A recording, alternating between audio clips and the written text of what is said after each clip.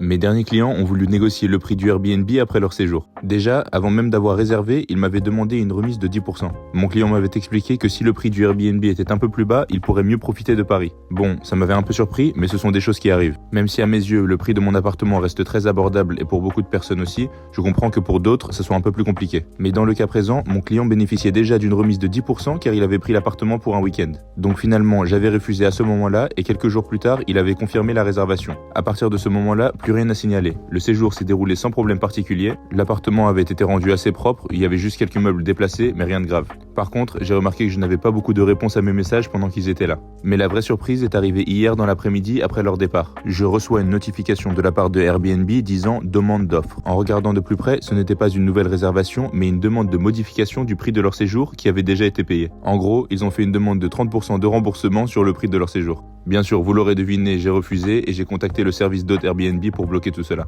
Je comprends tout à fait qu'il puisse y avoir des demandes de remboursement au cas où quelque chose serait arrivé ou un incident pendant le séjour, mais pour le coup, tout s'est bien passé et ils ont pu profiter de l'appartement pour un week-end entier. En attendant, j'ai fini de préparer mon appartement un peu en avance car mon client n'arrive que dans 3 jours. N'hésitez pas à me dire en commentaire si ce genre de situation vous est déjà arrivé et moi je vous dis à la semaine prochaine.